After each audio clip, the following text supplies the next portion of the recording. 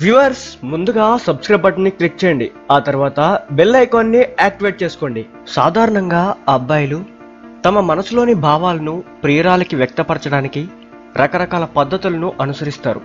ప్రియురాలు ఎక్కడికి వెళితే అక్కడికి వెళ్ళడం, ప్రతిరోజు ఆమెను వెంబడించడం, ప్రేమలేఖలు రాయడం, తనకు నచ్చిన గిఫ్టులు, గులాబీలు ఇవ్వడం, లవ్ గ్రీటింగ్లు ఇవ్వడం, ఇలా రకరకాల మార్గాలను ఉపయోగిస్తుంటారు. కానీ నేరుగా చెప్పడానికి కొంత భయానికి లోనవుతుంటారు. కొంతమంది అబ్బాయిలు తమకు నచ్చిన అమ్మాయిలకు తమలో ఉన్న ప్రేమానుభావాలను వ్యక్తపరచడానికి ఎవ్వరూ అనుసరించని ప్రత్యేక పద్ధతులను అనుసరించడానికి ప్రయత్నిస్తారు. మరికొంతమంది సినిమాలలో ఉండే హీరోలుగా డైలాగులు చెప్పడం లేదా దుస్తులను ధరించి అమ్మాయికి ప్రపోజ్ చేయడం చేస్తుంటారు. మరికొంతమంది ఎవ్వరు చేయని పిచ్చి పిచ్చి పద్ధతుల్లో విసుగు తెప్పిస్తుంటారు. కాబట్టి ఎప్పటికీ ఇలా చేయకుండా మీకు మీరుగా ఉండేందుకు ప్రయత్నించాలి.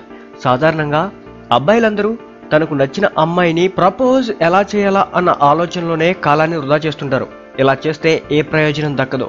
మీకు నచ్చిన అమ్మాయి మిమ్మల్ని ప్రేమించాలంటే మీరు ప్రేమిస్తున్నట్టు ఆ అమ్మాయికి కూడా తెలిసేలా చేయాలి. అప్పుడే ఏదైనా ఒక రిజల్ట్ బయటపడుతుంది. అలా అని నేరుగా వెళ్ళి ఐ లవ్ యూ అని చెప్పకూడదు.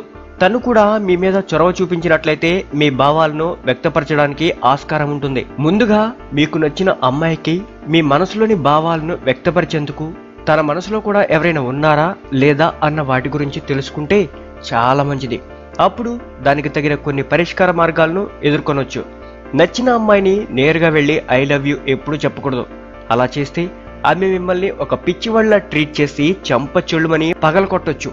మీరు ప్రేమిస్తున్న అమ్మాయి ఏం చేస్తుంది, ఏం ఇష్టపడుతుంది, ఎటువంటి వస్తువులు తనకు ఇష్టమన్న అంశాల గురించి ముందు తెలుసుకోవాలి. దానికి తగ్గట్లుగానే అమ్మాయికి సమయానుకూలంగా అటువంటి వస్తువులను తెచ్చిస్తే వారు ఎంతగానో సంతోషపడతారు. మీ మీద ఆమెకు ఒక నమ్మకం కలుగుతుంది కూడా. తను ఏదైనా ఒక సమస్యలో ఉండి బాధపడుతుంటే మీరు ఆమెకు తోడుగా ఉండాలి. అన్ని విధాలా సహాయం చేస్తే మీ మీద ఆమె ఒక గౌరవం ఏర్పడుతుంది. అన్ని విధాలుగా తను కూడా మీకు సహకరిస్తుంది. మీకు నచ్చే ప్రతి చిన్న విషయాన్ని మీ ప్రియురాలతో పంచుకుంటూ తను కూడా సంతోషంగా ఫీల్ అవుతుంది. మీ భావాలకు తగ్గట్టే తను కూడా మీతో నడుచుకుంటుంది. ప్రియురాలతో ప్రతి ఒక్క విషయాన్ని స్వేచ్ఛగా చెప్పుకుంటే మీలో ఉన్న భావాలను ఆమె కూడా సులభంగా అర్థం చేసుకుంటుంది. ప్రియురాల కోసం అనవసరమైన ఖర్చులు వెచ్చించకుండా, పిచ్చి పిచ్చి చేష్టలు చేయకుండా మీకు మీరుగానే ఉండాలి. అప్పుడే ఆ అమ్మాయి కూడా మీలో ఉన్న నిజాన్ని, గుణాలను గుర్తిస్తుంది. దాంతో ఆ అమ్మాయి మనసులో మీ మీద కూడా ప్రేమానుభావాలు కలిగే అవకాశం ఉంటుంది.